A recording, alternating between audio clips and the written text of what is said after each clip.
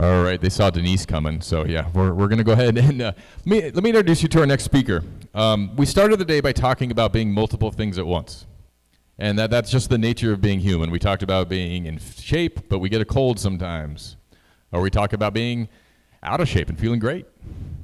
It's complex when we talk about health, and I think where we've gotten today, where you've heard so much information, I don't think anybody's probably going to argue with that point. Right? There's not a single indication of how we create health, which is why we need all these networks in place. Before we get started, I want to kind of give a real-life example of being multiple things at once. And it involves our sponsor today. Our sponsor is, believe it or not, our top sponsor. We could not have done this at all without the USDA. And that might sound counterintuitive to a lot of folks in the room.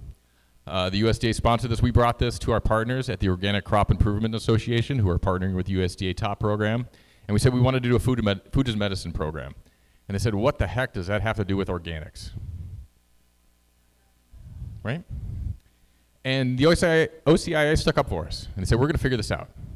And so we really appreciate them sticking their neck out, going, just give them some faith. And when we told them that we had 200 people in the room, they told us that was the biggest event in the top program in the entire Great Plains. So thank you. You helped us validate this. And you could be multiple things at once because the USDA is a complex organization, and they also had challenges with research, and we all know this. And Jonathan Lundgren, our next speaker, was at the front lines of that. When he was asking questions about pesticides, and he was asking questions about bees, he was asked to leave the agency, right? So we can be multiple things at once. We can be one thing and trying to change, right, and get better. And that's our great hope, is that together we can create the institutional case for this big wholesale change. And the guy that we depend on when we get asked what is regenerative agriculture is the guy that's going to be speaking next, because he explains it in a way that's systemic, that's connected, that thinks about the entire ecosystem and the entire world. And so that's why I'm so glad to introduce you today to Dr. Jonathan Lundgren.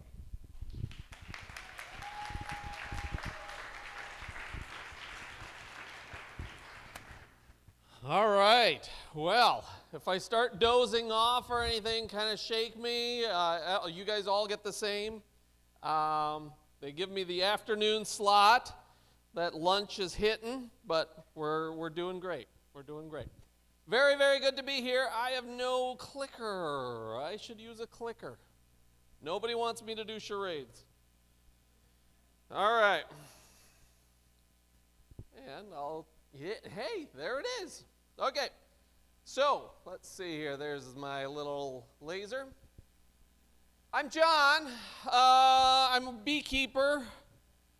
I'm a farmer. We do a little science. And we're talking about that science today called the 1,000 Farms Initiative. I was down in Florida, right? We just heard about a lot of oranges, didn't we? Florida's whole identity is oranges. There's an orange on the license plate, right? And isn't it interesting how food becomes a part of our identity in so many ways on a cultural level? What we don't know or often hear about is that Florida is currently at about 4% of the production of citrus that it was 20 years ago. It's dropped by 96%. It's dead. They cannot grow oranges conventionally in Florida anymore. And the remaining trees that are there each have a can of antibiotics that's injected directly into the stems. Yeah, that's the answer that they're getting, the last remaining orchards. They're calling it a disease problem, but I think if they really want to get to the root of this, they're going to have to look a little deeper in the mirror. Okay? Because they're farming in beach sand. It wasn't beach sand when they started. Okay? And diseases and other problems present themselves. Even if they solve citrus greening tomorrow, the citrus industry in Florida would still be wiped out. I was talking with one of my conventional producers, And I was explaining to him, he's like, John, the tree's roots they're anemic. They just don't know what to do anymore. And I explained to him, because I'm not a citrus producer, right? But we visited about 50 citrus producers so far in Florida, the last of them. And I said the ones that are actually surviving, the ones that are bringing their orchards back to life, they're sharing one thing. They're growing vegetation from trunk to trunk. Okay? And he said, if that's true, then that flies in the face of everything that I'm being told by the Citrus Board and by the universities down in Florida. And I asked him, how's the advice working? And he thought about it for a second. And he said, yeah, you're right. They're not looking out for us anymore, are they? I think we all need to ask that question of how's it working? Okay? How's it working? Back in 2022, a little bit before that, maybe 21, regenerative ag was just starting to get noticed. There were farmers that were making bold claims as far as what was possible with their farms in terms of solving some of these planetary scale problems. Things like climate chaos, things like, they were growing, they were doing things that science said couldn't happen. And if what they were saying was real, then there was global food policies and tremendous financial investment that was poised to react. But why on earth would they trust a farmer? Right? Why would they? Because it's their word, right? Is what they're experiencing on that farm scalable and transferable? And I was on my farm with Christina, and the idea came up, well, maybe science has a role to play here. Maybe we could take and scale some of this stuff. And that's where 1,000 Farms was born. Because there was significant trouble, right? These problems are very real. This is down the road from my house. 2 years ago, they call it a derecho, right? Next day, they were out tilling the soil again. The dust storms, the likes of which we have not seen since the 1930s. This one wiped out several towns nearby. Fires up in Canada, right? This is all a part of this culture of land management that we're experiencing. The Pretty Prairie, town of Pretty Prairie in Kansas, huh? Where'd that go? And of course, the bees are continuing to die, right? We're losing, this last year was the worst bee die-off in human history. Yeah. As part of 1,000 Farms, I started to ask questions, of farmers. I asked them, have you experienced any of these autoimmune diseases and other, likewise, allergies, asthma, anxiety, depression, mental health issues? And the farmers answered there was 1% of them that had allergies. A quarter of them had self-reported clinical depression. And then we looked at, so this is just croppers, okay? This is the folks growing especially row crops, corn, beans, wheat, stuff. And then we looked at national averages for each of those things, right? This is like the general population. 200% increase. They have 3 times the depression rate our croppers do. They have twice the asthma rate. And then I asked those croppers whether they had experienced any Parkinson's or cancer. This is the national averages. 2,000% increase in Parkinson's in our croppers. We're killing our farmers. We're killing our farmers for corporate greed. I used to think that was okay if we just if we just made it a little better, if we took this broken system and maybe we reduced insecticide use by once or twice. Because the farmers told me we can't grow food without agrochemicals. We have to have these. The farmers, the regenerative farmers, were telling me something else. Let's walk this one out. Let's walk this one out, a couple of moves down the chessboard. I was at Napa Green. This was some of the richest people on earth, and they own land in Napa Valley, right? Vineyards, $1 million an acre for mature vines in Napa. One of the farmers, she did a study on her farm, which was wonderful. We love to see that. She had compared for vegetation management, she had compared grazing that vegetation with mowing and glyphosate, Roundup, okay, in order to control and manage that. And she said all of them worked equally well. These were all very effective at managing the vegetation in her vineyards. But the Roundup was so much cheaper that it justifies, we probably need to go that route to save money. And then they gave me 5 minutes. And I'm like, yeah, well, to hell with that. Here we go. And I said, imagine you're at the end of your life. And you have to look your spouse in the eye. And you have to say, I'm sorry. I'm sorry. You know, I thought it was my job to save money. That was my metric of success. And I had heard about the impacts, but I didn't believe it, right?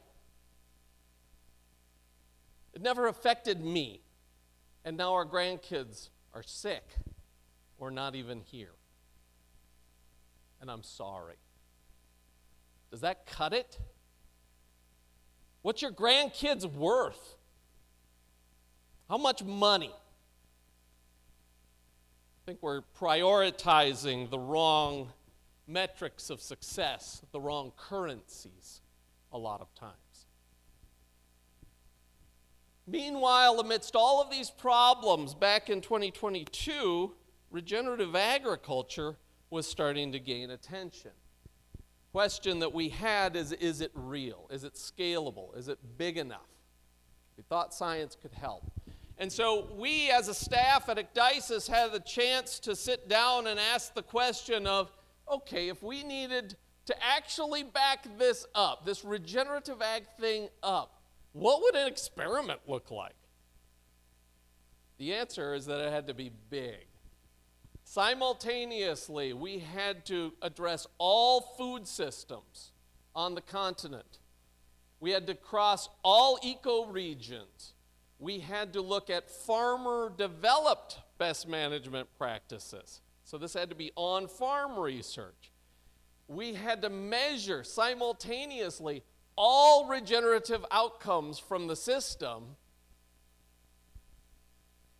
That's big. There's a reason nobody's ever tried this before. It's crazy. If I had proposed 1,000 farms, I'd have been laughed out of a granting agency, okay? And then we had to ask who the best people for the job is. Well, we ain't the smartest, and we aren't the prettiest. We're not the richest, that's for sure. But for some reason, Ecdysis Foundation and Blue Dasher Farm attract driven, motivated, wonderful people. And so I decided, let's take this group of mavericks and make them scientists and do the most important scientific research of our generation. And that's what we did. So over the last 4 years, that team of wackos has visited 1,700 farms.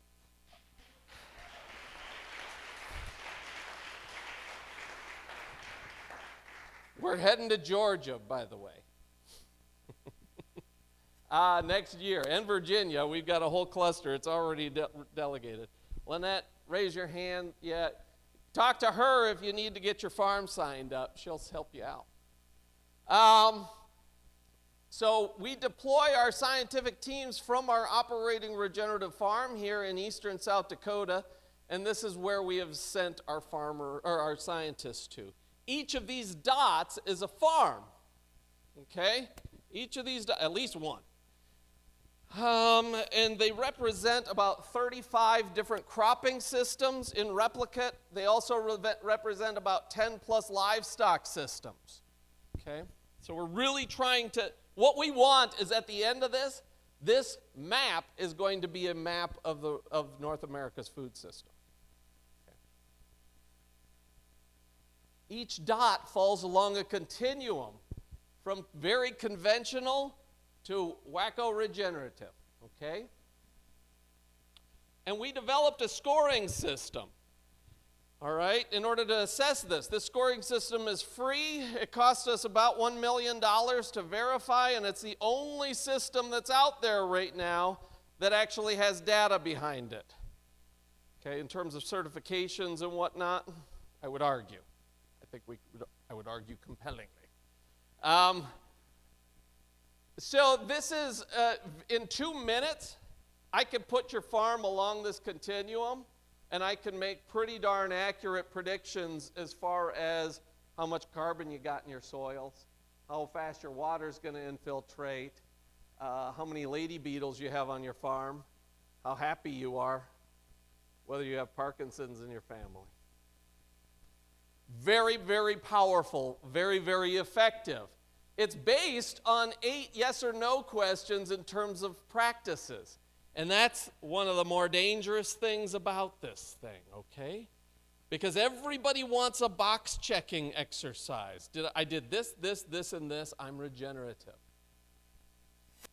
Because these particular practices were extremely representative of a management philosophy. And unless we are basing this whole movement off of that philosophy and not a series of practices, we are going to lose. It's going to become organic. All right? For livestock and ranching, it's simpler, more complicated. Essentially, you guys get it. You want lots of animals, you want to move them frequently, and you want to let them rest. And then you also want to get off of the parasiticides. All right? That tends to fall into the regenerative side of this continuum. About 500 ranches is what we've been on so far.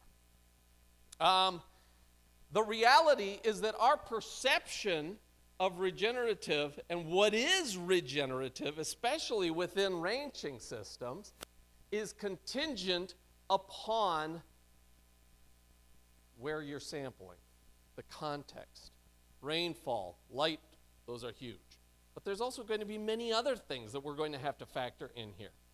And such that we have developed one that divides along the 100th meridian the country that's pretty accurate, but I'm feeling that's just the start of this whole process. And our understanding of what regenerative is has got to be based on outcomes. And so if you're just assigning a score without measuring what that score is attaining within your particular environment, we're not going to attain what's possible. And then, on each of those dots, we have to measure all of these outcomes. Regenerative agriculture is supposed to do a lot of things. There's a lot of promises that are made. It's supposed to remedy climate change, climate chaos. It's supposed to reverse desertification. It's supposed to decrease pollution, increase money, increase farmer wellness. Nutrition, it's supposed to be producing more nutritious foods. But most, and this is what I learned over the last 4 years, first and foremost, what a regenerative farm does is it increases biodiversity. We were in upstate New York, and we were studying an Amish pasture up there. I told the farmer all of the things that we were measuring. We're going to tell you all about the carbon and how deep it goes. We're going to tell you about the water. Yeah, that's all great. And then I said, well, we're also going to count how many microbes and name them all. And he's like, whoa. And then we're also going to name all of the insects and all of the plants and all of the birds. This morning I was on a call with the IUCN, who comes up with red list species, but essentially they're the largest biodiversity organization in the world, and they're like, we've never seen a bioinventory like the one that we see with you. We've generated about 14 to 16,000 different species we have names on from our food system at this point. Okay, that's huge. One of the outcomes of this, so all of these are what regenerative agriculture is supposed to do. And now, after 1,000 farms, I'm going to tell you, does it work? Okay? So all of these different outcomes, does it actually help?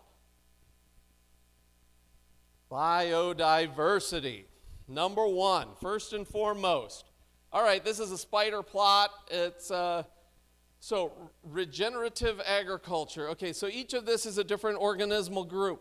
Okay, I'll tell you more in a second. This is where conventional ranches are in the United States. This is based on about 200 or 300 ranches. This is the percent increase in each of the biological groups. We've got bird species, bird abundance, insects. We've got arbuscular, mycorrhizal fungi in general, all these bacterial groups. Every single one responds positively to to regenerative management. I could show you an identical graph for croplands. Okay. I've been an ecologist for a long time. When you go out, one of the worst things you can do as a scientist is try to replicate your experiment, because you go out and you make all of these assertions and then you replicate it and it didn't work the second time. And you're like, dang it. I wish I had just stopped when I was ahead of the game. In this case, I've never seen a data set where there was so much consilience amongst all of the different parameters that we're measuring. It's insane, right? And it works. So what I did, and this actually happened to me, I was like, well, I'm going to run this on just the first 150 ranches or something from the first 2 years of the study, and I'm like, I'm not sure if it's going to be enough data to really convince the most skeptical of people, so I'm going to include another 150 observations. And I was like, oh, it was almost identical. These were from new regions. These were from it was like, this is real. This is real. We've had to develop entirely new technologies in order to measure that, okay? So Cassandra isn't that technology, but she's working on it, right? So this is BugBox. This is artificial intelligence. What we want is farmers to go out there with a sweep net, be able to sweep it all up and take a picture. BugBox is our artificial intelligence system that identifies invertebrates. It's really good. It's kind of crazy good. Essentially what BugBox does is it takes that image, it pixelates it, it plucks out all of the bugs, and then it sends it through the identification algorithm. It can it can identify with about 80 to 90% accuracy several thousand species of insects at this point. We've used it to identify 1.3 million specimens. So you get an idea of why we needed to co-opt. Quite frankly, biodiversity assessments of this scale have never really been done before, in part because we don't have the taxonomic expertise to identify this stuff. Who's got time to identify 1.3 million? Well, BugBox does. We're also putting data recorders. We have about 1,000 sound files that we've recorded from each farm or ranch. And now we've developed a program that will take the bird song off of that and identify it for us, as well as all of the other biological noise. So this is a really important, when you go out to a field, when I go out to a field, I don't tell the farmers, or the staff, whether or not that field is regenerative or conventional, but I listen to them, right? There's more laughter. They get more work done on a regenerative farm. It's crazy. It affects us, right? When I go out to a field, I'm bombarded with information, right? My ears are hearing bird songs, and I've got insects bouncing off of me, and I'm smelling plant volatiles, and the green reflectance is hitting my eyes, and all of these senses are being triggered simultaneously, and that information goes into my brain, and it says, you're happy.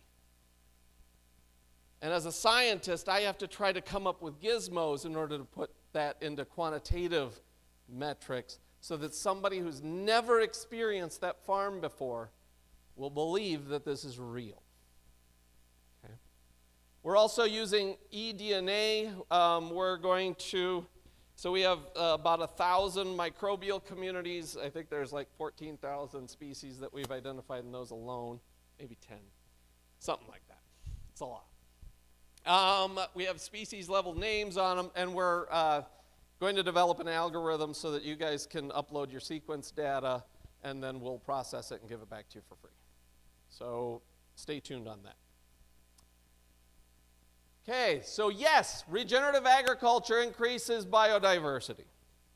Does it help to correct climate change?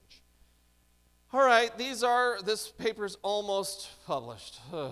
Peer review process is a long one, especially when you're trying to overturn the apple cart. Okay, so this is a complicated graph here. What I want, this is carbon levels, total carbon in the soil. This is a soil column from conventional row crop farms, corn, wheat, soy. This is one from regenerative. Okay, so step one thing that I want you to get out of this, there's more carbon in that regenerative soil.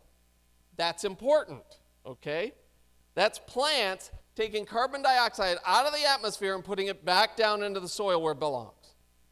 For a long time, we used to think that regenerative agriculture and agriculture in general, our management, only affected the top 15 centimeters of the soil because that's where most of the biological activity is. What this data shows is that all the way down 60 centimeters deep, we're getting significant increases on regenerative croplands. That's huge because that's old carbon. That's carbon that sticks around. What happens when you till this up? Whoosh, right? All that carbon goes back up. That's huge. When we extrapolate this out, what we have learned from 200 plus row crop farms, we can double that now. If we were to turn our crops over to fully regenerative practices, it would store 2 times the annual emissions that the current U.S. currently produces. When you look at any other carbon capture and storage scheme that's out there right now, the results are laughable compared to what our food system can do. We also did this on rangelands. If we were to convert rangelands over to fully regenerative, we would have 4.5 years worth of annual emissions while producing healthier beef, right? While increasing rural resilience, while reversing desertification. This is the answer to so many issues. Does it reduce pollution?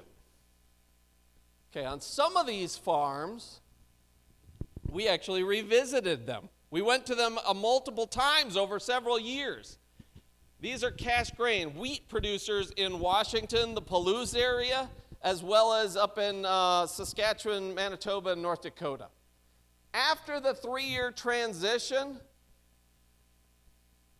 2/3 of these farmers, the regenerative ones, had eliminated all synthetic fertilizers and all herbicides. 90% of them had eliminated all insecticides and fungicides. They didn't need them anymore. Why would they pay money for something they don't need? If they went down to the coop and asked the crop advisor, what should I be putting on my fields right now? They would not be getting that answer, would they? No. we decided, because there's consequences to this, right? There's a lot of consequences. I could give you many presentations about it that would scare the crap out of you. There's a lot of consequences to that use. One of my graduate students, Dan Pachenka, just submitted one of his thesis chapters, and he looked at each of these different regenerative practices. This is what populates that score. And he looked at whether or not what relative impact they had on foliar invertebrate abundance, so bugs in the plants, right? And he also looked in the soil. We could show you many other graphs. So conclusions from that is that insecticides in wheat actually kills insects, right? So by reducing insecticide use, you reduce you increase the amount of insects out there. But if you really want to kill insects, use chemical fertilizers and herbicides. That wasn't supposed to happen, right? Nobody's regulating chemical fertilizers and their impacts on invertebrate communities, are they? Right? They're a better insecticide than insecticides are. They don't exist in a vacuum. Your decisions do not exist in a vacuum. And this is why we have prioritized within our system this component right here. It's so important. All of these artificial amendments that we think we need are making us addicts. The more you use, the more you need. And we got to get off of that. Because there's only one person that's winning. Who wins in a drug pusher situation, right? It ain't the addict. It's the one selling the drugs. Does it improve water cycling? Can regenerative agriculture reverse desertification? We were working in the Central Valley of California, almonds. This was our flagship project from day one of 1,000 farms. Farm 1 was an almond orchard. And what we found is that they're turning the spigots off, right? Okay, this is very similar to Florida, except a little bit earlier in the catastrophicism of the whole situation. Where the Central Valley of California used to be a wetland and they made it a desert through their farming practices. Every nut, every almond that you grow requires 2 gallons of water to grow it. Every nut. That's crazy, okay?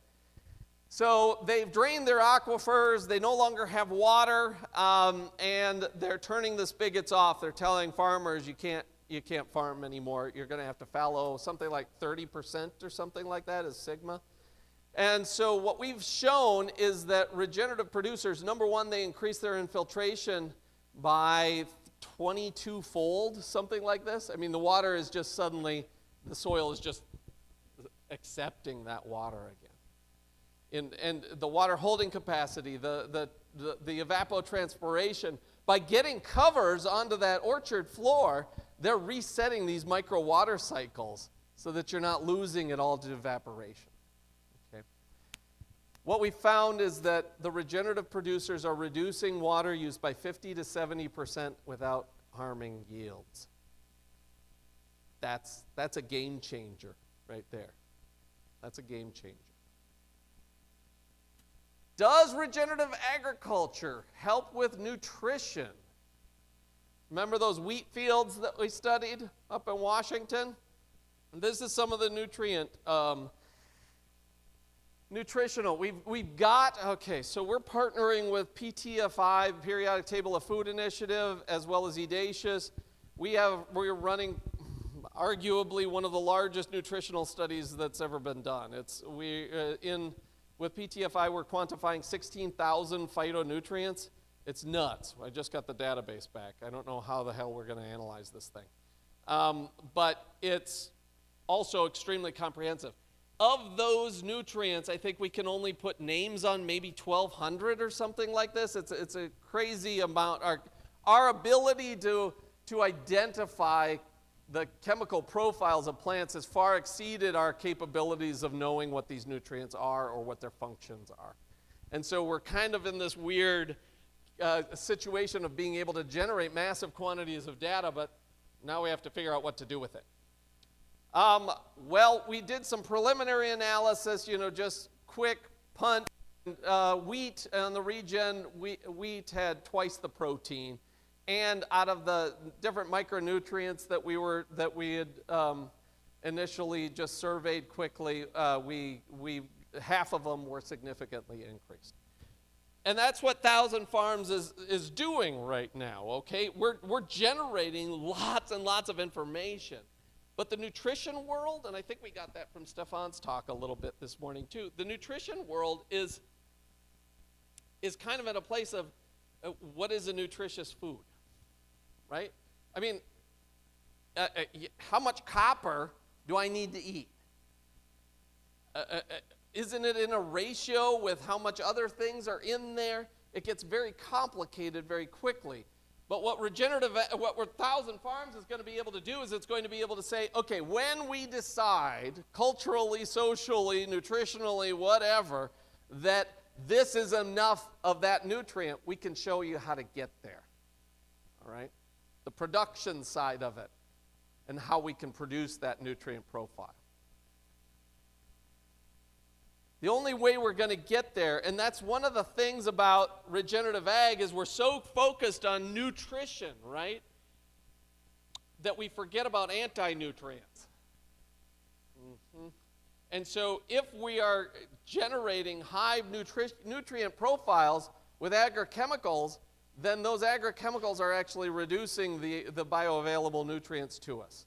And so we have to be measuring those other things in the food if we're going to get a real picture of what nutritious food is. So in this case, we've got fertilizers here and no fertilizers here. We find that potassium in wheat grain is substantially higher when you're not using fertilizers. Does it increase profit? Well, first off, regenerative corn, wheat, soy equals national averages in terms of productivity. Okay, we can feed the world using regenerative ag, assuming that we eat corn and soybeans. Conventional producers, because this was best management practices, conventional producers actually had higher yields, okay, but they paid a lot more to get them, such that the net profitability was equal between regenerative and conventional systems. Okay, that's not part of the dialogue that you often hear, is it? I can't grow regen and make money. You'll never feed the world going regenerative. I would do it as long as, but I don't think I can actually produce the food that way, right? The agronomy isn't there. What Thousand Farms shows is that those cop-outs, those are not supported by the data. And that's not to say that there aren't challenges associated with going to regen. I mean, that's farming, okay? But there are farmers that are overcoming each of those challenges within your community. That community has to be an essential part of this. We had a discussion with a sociologist, was at our field day. A couple of them, actually. And we decided to focus our field day on change. What are the barriers to change? Because if those normal things that people cite as those are not actual barriers. So what is? And what we discovered was that the chief barrier to change within regenerative agriculture is we're asking farmers to change their identity. You're asking them to change their entire culture, their worldview, their idea of what a good farmer is. That's really hard, especially when you don't have support. If you're doing this by yourself, we aren't going to get there. And so events like this that Denise and Ryan have put together are really important in bringing that community together. Okay? And that's how we're going to move this forward. we were in North Carolina. And I like North Carolina. For some reason, whenever I leave there, I always have a lot of stories. And we were working with a veteran. And last year, we visited his farm, and he had a pistol on his belt. I'm like, what's going to happen here? Are you going to shoot us? I don't understand what's going on. This year, he was so excited to visit. And he's an organic regenerative. Everything on that farm was neat as a pin, right? I mean, he was growing muscadines and blueberries, and I was eating handfuls of his blueberries, right? They're just delicious. And I asked him, I'm like, what's this like? What's this like for you? To sell your blueberries at the market. And he hadn't had to articulate it before. He hadn't had to put it into words. And he's like, it just feels so good to be able to share what I'm producing here with people, with families, and to be able to tell those families that it's safe, that there isn't a bunch of agrochemicals on these grapes or these blueberries, right? That's important right there, right? There's a lot to unpack with that story.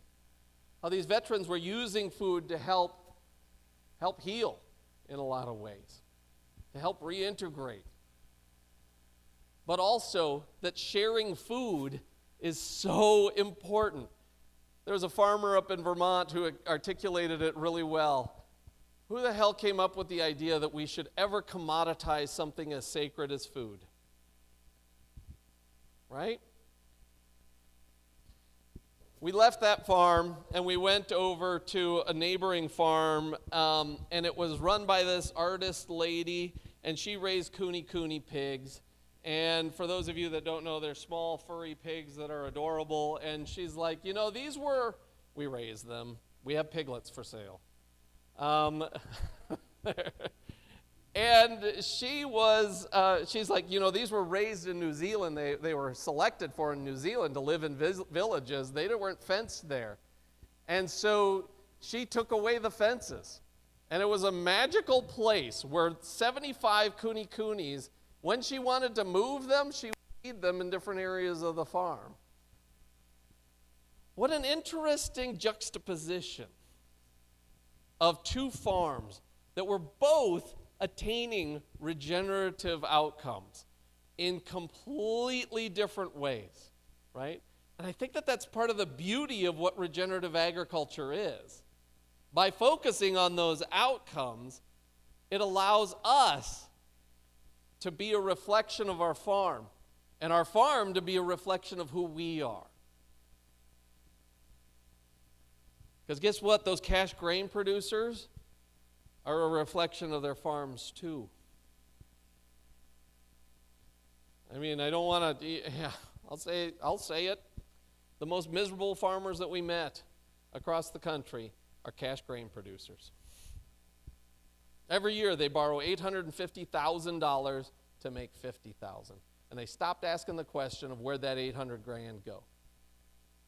They're taking on all of the risk so that these corporations can make money and mine them for everything that they're worth. That's sick. That's sick. One of our metrics of success as being farmers is, did I accumulate that next quarter, right? That neighboring piece of ground. Because if I'm a good farmer, I'm growing. And Grandpa and Dad were real good at that. And now we're sitting on farms that are, 2, 5, 10,000 acres in size. And what the hell are you supposed to grow there? Except for cash grains. These farmers are trapped right now. Totally trapped. So is it real? Yeah. Yeah, it is. It delivers on all of those things. 1,000 Farms shows. We're publishing it in the peer-reviewed literature. But most importantly is I've experienced it. I've felt these farms. It's real. It is real. But it's not what we thought it was. It's not a box-checking exercise. This is my definition of what regenerative ag is now. Regenerative farms grow smaller and better, not bigger and simpler. Okay? That's huge. That changes. There's a lot to unpack there. That means that we need a lot more farmers on the ground. That means that we need to be changing our identities and our metrics of success. We're not... It's okay to stack enterprises, to diversify your farm rather than to accumulate more land to do the same thing that you're doing on a very, just scaling it up, right? That's a good thing. Human feet touch every acre of their farm.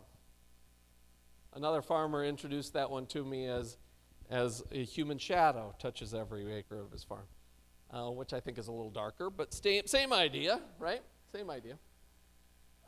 We were driving by, me and one of my scientists were driving by a soybean field near his house, and he pointed at the field. He said, that field right there, John, that field was tilled. It was sprayed with herbicide. It was planted. It had a neonic and a fungicide on the seed. It had herbicide sprayed. It was had a fly-on of herbicide or fungicides and insecticides. It was harvested. It was tilled, and it was sprayed again. Human feet haven't touched that piece of ground. That ain't farming. That's mining. Right? That level of connection is so important in food production. So important. They grow food, not commodities, for their families and their communities, because family, community, and connection to the natural world are essential in the definition of regenerative ag. But first and foremost is that they celebrate life. In all of its facets, they celebrate life on their farms. What's coming next? We did it, right? Game over. I can cash in and sit and farm for a while. There's a lot of days. Now we are starting to examine what these social drivers of change are, and we're starting to think about how Ecdysis has accumulated 80 geographic clusters of farms that are doing things out there, okay? These are, how can we use this tremendous tool? We have actual relationships with these farmers. How can we use this tool and these groups of farms as levers for changing the country? Okay. We're going to do this through community development. So I think that this is really essential. It gets back to that identity change and being able to help help support farmers as they're going through this process.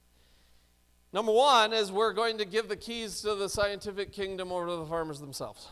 So we will send kits of tools out to farming communities around the U.S. and beyond, and allow them to measure their own operations. We'll provide trainings, curricula, and support as much as we can in order to do that, and also an interface, such that once you submit your data or your samples, it'll take that, it'll analyze it, it'll tell you what we found, but then it'll also say, this is what other farms that are growing the same thing in your community are generating, and this is how they're getting there. So it'll help to contextualize it and hopefully be able to use that tool to bring folks together, right? Data is an equalizer. There's also other potential opportunities to bring these communities together, and Ecdysis is really starting to dig in and explore those different opportunities this winter. And then we're also looking at, okay, we've focused on where we're at with regenerative ag. Where are we going? If row cropping isn't the answer, then growing row crops a little better doesn't seem like it's going to move the needle where we need it. But how can we transition row crops over to perennial systems or to rangeland systems in order to help increase the resilience of farmers, especially in arid areas? So Ignite is going to be looking at testing our perception of regenerative agriculture throughout the world at this point. We're going to globalize what it is that we're doing. Christina and I are heading to Ireland next week to start exploring over there. We have a team headed to Puerto Rico in, 8 weeks or something like that. And then looking at these most innovative farms that we can. And then, yes, taking over the world. There we are, still crazy after all these years. And with that, maybe we could open it up for questions or dialogue or discussion. What do you think, Ryan?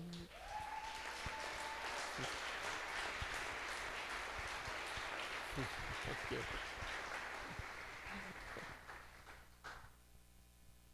We're getting there. I'm sure nobody has questions. Who's got questions?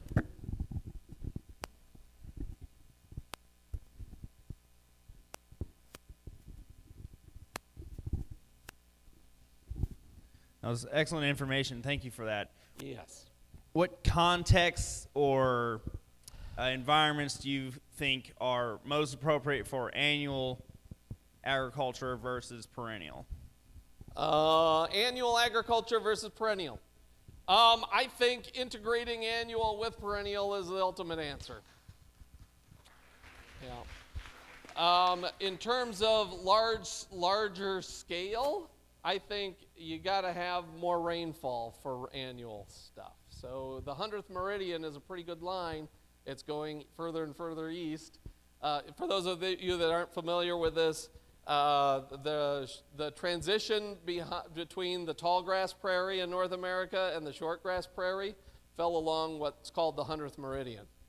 And oddly enough, our grazing recommendations in terms of regenerative production also fell along that 100th meridian. It was really strongly produced. You have to change how you manage depending on rainfall. And light is the other aspect of that. But yeah, I think ultimately we really need to be thinking integration. Great question. Who's next? Thanks. I have a question about climate chaos and carbon sequestration. Yeah. So I really appreciate that you're showing that the organic system or regenerative systems have increased carbon sequestration, recycling. Yeah. I've also heard kind of the counter to that is that Indeed. the yield may not be as much, and therefore the overall effective from organics may be on par with conventional. Is that fair? No, that's BS. So That's what BS it is? yes, I believe Okay. so. Yes. Let's hear it. Bare soil.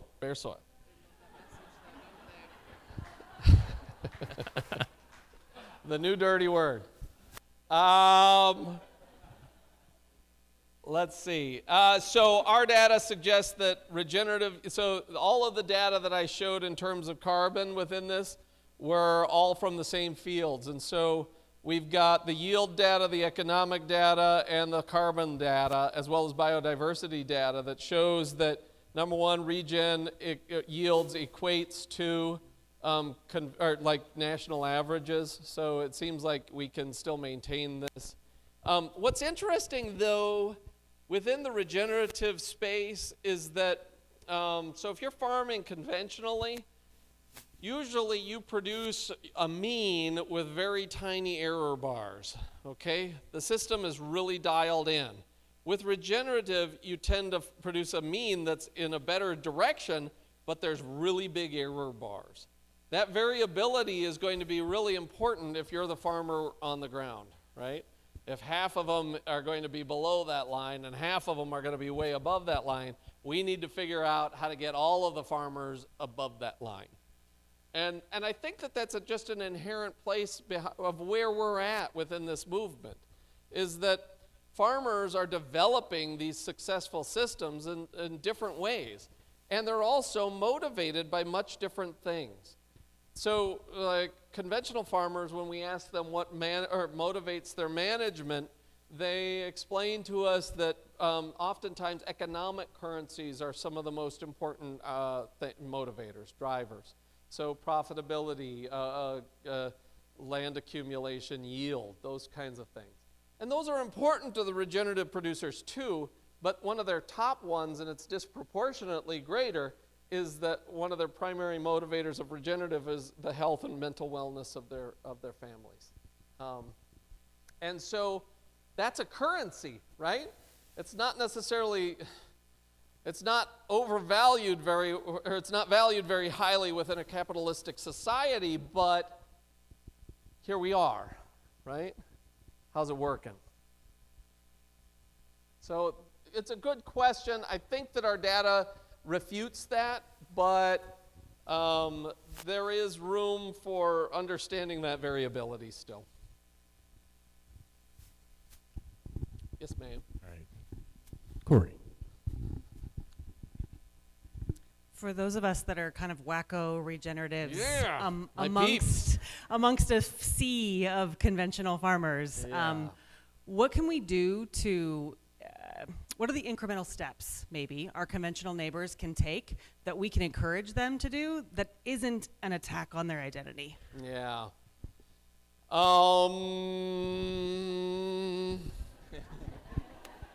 Let's see. So, I don't know. Persistence. I think that's a big part of it. I mean, my neighbor to the north, every year he threatens my life. And he's a very conventional farmer, but this year he planted a cover crop on his bean field in that field. And he planted soybeans into standing cover. I'm like, whoa. And he's not talking to me about it, right? But I think he's watching everything that happens. And he'll talk to Christina all day long. He loves her, but me, yeah, whatever. All right, we got time for a few more questions. Yeah, in the back here.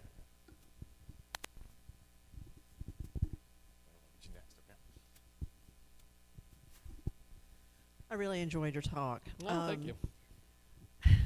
This is kind of a weird, complicated question, so give me a second to... Weird and complicated are my middle names. Perfect. Okay, I am becoming a wacko regenerative farmer, herb farmer. Nice. And I'm very much in the learning process.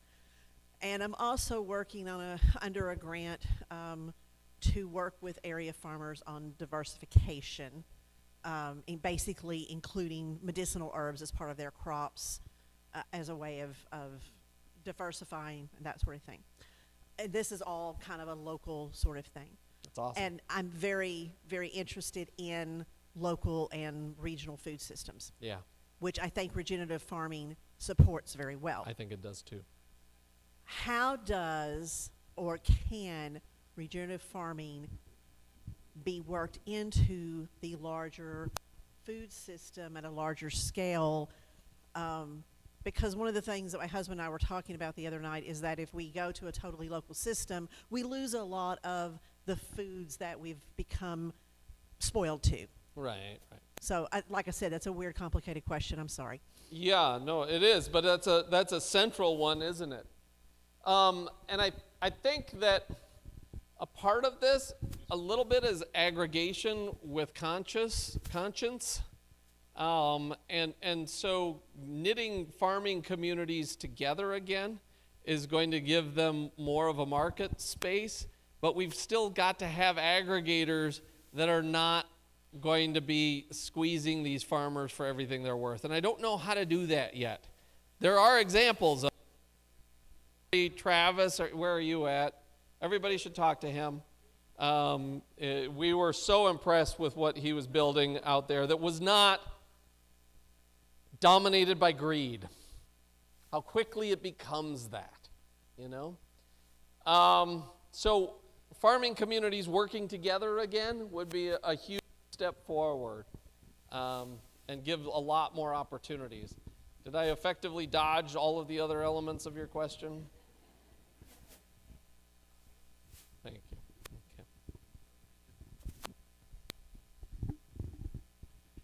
To piggyback on her question, Jonathan, and we've talked a couple of times. I've been to South Dakota and visited your farm, and started the Farm Hero television series about 2 years ago.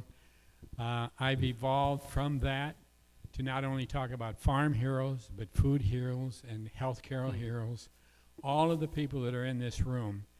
And I think we're in the perfect storm to bring those sectors, if you will, industrial sectors together.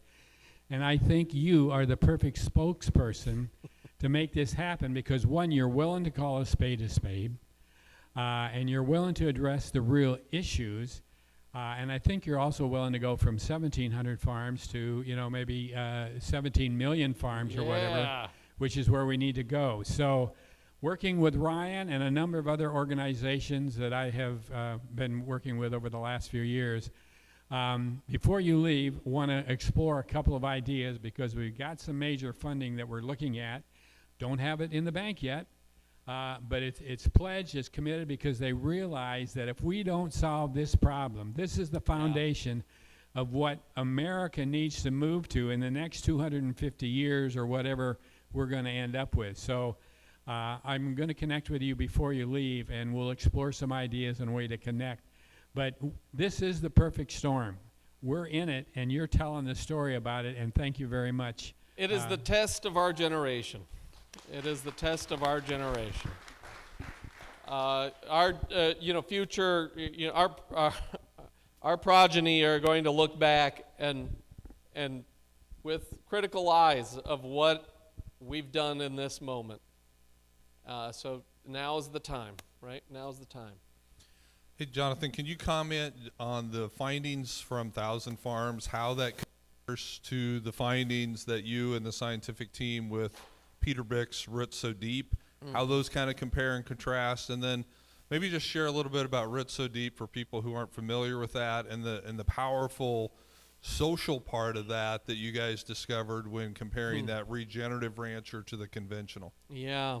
So Roots So Deep was a project that we sampled 9 pairs of ranches down in the southeast, and tried to put data behind it. Peter Bick was the filmmaker, and he put a story behind this, right? And so he kind of followed the conventional ranchers alongside this journey and showed the data and how important the data was in influencing that farmer's behavior. And so, it's interesting how important science is right now in terms of helping to level the playing field. Because everybody says that they want data, right? And we can provide data, but there's still this question. I mean, we're inundated with data every day, all day long, right? What's lacking is somebody that we trust, and in order to help interpret that. And yeah, within the media, I mean, who did we listen to for how many generations? I mean, does anybody remember the news anchor of your day that helped to police that information, right? I mean, we had somebody that we trusted, that we went to every night, right? The scientific community used to do that with the data too, but we got lost. We decided to do science for other scientists instead of for the farmers that we were meant to be serving. We decided we were the experts instead of servants. And scientists were never meant to be experts. We were meant to be the servants. And so, we're currently faced, it's a terrifying time because many of us, we've been hurt. We've been hurt by the current system. That system let us down. I was, and our reaction so often is to kick it down, right? Tear the walls down. And we'll have to rebuild everything from scratch. And it'll be so much better. But the reality is that it doesn't work that way. Okay? Because just because an idea is new doesn't mean it's right. And we have to apply the same level of critical thinking skills to these new ideas as we did with the old. There's a lot of pseudoscience that's coming on real strong within the regenerative movement right now. A lot of wacko, like airy-fairy alien involvement and City of Atlantis BS, right? That's not made up. I just listened to it. And people are gobbling this crap up. And I'm like, no. We need to be executing critical thinking skills, and the scientific method can help with that, okay? That doesn't mean that we shouldn't be accepting or evaluating new ideas, but it also means that there's good with the old too. And let's build off of that basis. Regenerative ag actually, I think, does that, right? You know, our great-grandfathers or grandfathers, depending on how old you are, their farming style, it failed, okay? It failed because it didn't keep the kids on the ground, right? There were good elements of it, but it was replaced by the Green Revolution and this industrialized system that we're currently in. That's failed. We're at the end of it. But there's good parts of that too.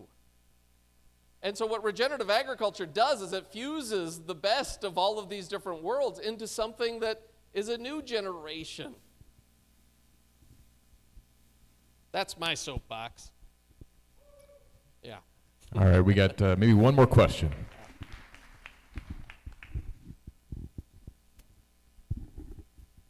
Jonathan, yeah, you know, there's this institution you went to in Champaign-Urbana. Yeah, I remember it, yeah. Yeah, and I remember one time you said, you know, I said, Jonathan, I was in Champaign, and I said I saw your statue there.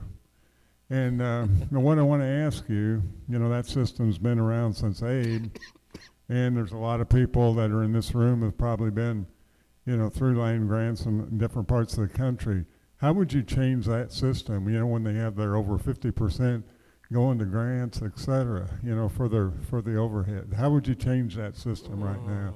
Because, I mean, I mean, it seems like, you know, with your team, God bless you, you got the Lundgren University. Yeah. You know, the business model of universities has changed, right? It's become dependent on federal research funds and external sources of funds. I shouldn't just say federal research funds, because a lot of that's industry. In fact, the majority of it is industry, and that influences the questions that these scientists ask. In really bad cases, it influences the interpretation of the data that's produced. University systems still are really important parts of our development, right? I still think that they're excellent teaching opportunities and exposing people to new ideas when they're done correctly. The research model, I don't know anymore. You know, Abraham Lincoln was a brilliant guy. Whenever I'm in D.C., I always go to the memorial there. Have you been there? Who's been to the Lincoln Memorial? Man, I don't care how busy that place is. When you go in there, it's silent. Have you noticed that? It's a magical place. One of the things he did, amidst many wonderful things, was he established the land-grant university system. He said the universities are meant to do high-risk research and not be beholden to external sources of funds, and we're going to give them the means in order to do that. Most of that land grant is now funneled into bureaucracy, and the faculty get smaller and smaller portions of it, and they have to depend on external, relationships with corporations in order to try to get that money. It's not a valid system.